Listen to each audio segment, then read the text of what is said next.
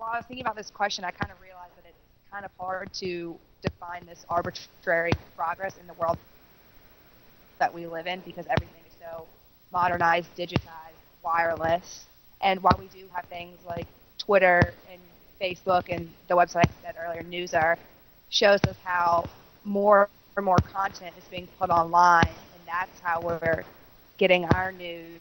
And not only is content being put online, it's being put into shorter forms of it, like little news snippets, looking at videos rather than articles. And so it's kind of hard to determine this progress because while companies are trying to outdo their competitors, they're also trying to outdo themselves. Like with the whole smartphones between the iPhone, the BlackBerry, the Droid, who knows what phone is going to come out next. And then now, not only is Apple created the iPhone and they're wildly successful, but now they're trying to come up with the iPad, and then someone on top of that is going to try to create something better. And so there's no real way to define progress because everything is constantly changing and people are constantly trying to outdo themselves and their competitors. It seems that you are implying a very important distinction between progress in the past and progress how it is now and how it will be, is that you have a lot more choices and you're constructing the information that you're getting. I mean, you said bits and pieces, and I imagine you taking bits and pieces from a variety of sources, and that's heavy in the world of convergence. Now, in the past, progress was clear, right? It was to the future. It was to a utopian world that that we'll get to one day, thanks to science and technology, with certain values along the way.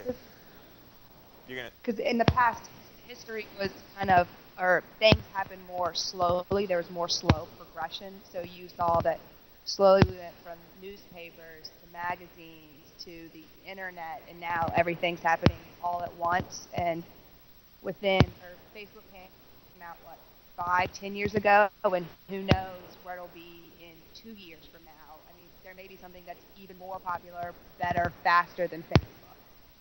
And so this progress in the past was slow, and you could tell when it was progressing and what the change was going to be. But now, in this future idea, you have no idea where it's going to come, where it'll be in 6 months to 10 years from now. Who's this, by the way? Who's talking? Liza. Liza. Thank you, Liza. Liza. Okay, thank you.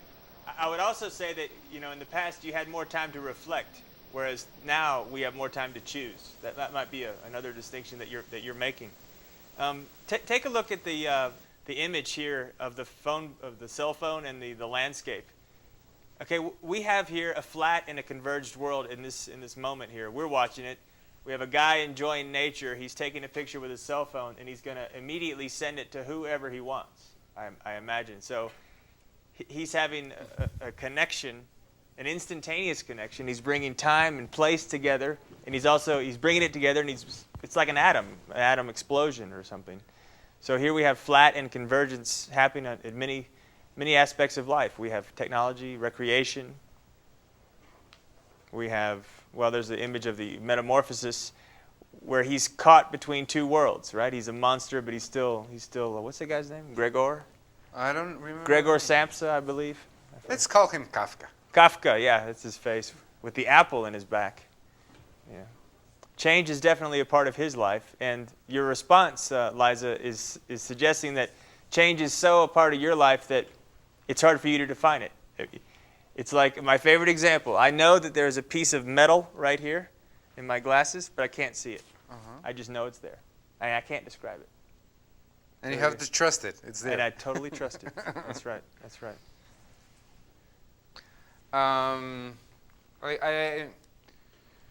I hope in the soon future when I'm rich and I don't have to work, I would love to write a book. Yeah. Buddhism and new technologies. The values of Buddhism are all over our idea of new technology. When we're talking about fluidity, can you call it that way? Fluidity, yeah? Sure. Fluidity. Flux. Yeah, flux, yeah. When you talk about streaming, constant streaming, undefined, uncertainty. No labels.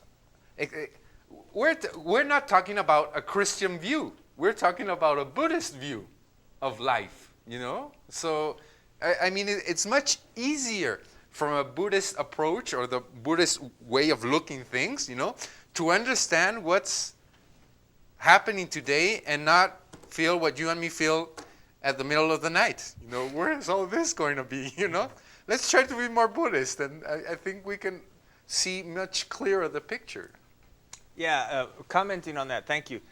This came up yesterday in a conversation I had with some students, that if we had the Buddhist mind, or just to make it even simpler, if we had a yin and yang way of thinking, okay, yin and yang, the dichotomy, the duality of life, the harmony, if we had harmony built into our conceptual, you know, path, or however we think, we would be able to see harmony in other things. We would see the double-edged sword that a lot of technologies are. We would see the harm and the good that they do. Whereas now we just see something as being useful. But if we had this kind of thinking, we might see, you know, the good in everything, or we might see the bad where it's not necessarily obvious right now. Mm-hmm. Yeah. Okay, this next slide, the content. Yeah, this is, I think, a very serious issue in my opinion. In a world of change, in a world that is ephemeral, vulnerable, where you can participate, you can manipulate, think of Wikipedia. We can change the content of Wikipedia, and that's just one example. Content. What happens to it? What happens to facts? What happens to science? What does it matter? I mean, how do we communicate anymore? Or what do we do? Who has number 7? Or, no, forget number 7. Answer me this before we go on. What is happening to content? What is the serious issue of the content of something?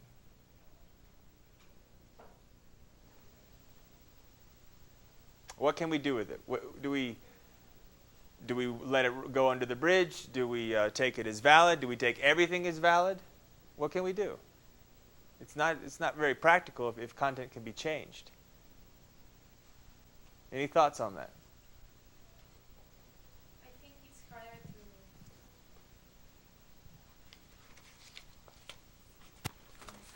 I think it's harder to, like, give it credibility or make it, how do you say, legitimizar? Legitimate? Well, that. Legitimize? Legitimate. Well, that. Because there are more opinions, more people is talking, and more voices are being considered. But, well, it says I think in The World is Flat, about the Wikipedia case, that, yeah, I mean, you have, like, more options, more possibilities. But instead of that being a disadvantage, it could also, like, increase the level of discussion and, well, make it, like, official, like, construct and make it, like, real and legitimate. Legitimate? Yeah. I think that's an advantage, and we could focus on that. But it's also like double-edged sword. Mm-hmm. Because it, well, I don't know. Yeah, I mean, too much information is no information, right? I mean, you just get blacked out. You drown. You cry wolf or whatever it is. Your words become noise. There was a research a year ago.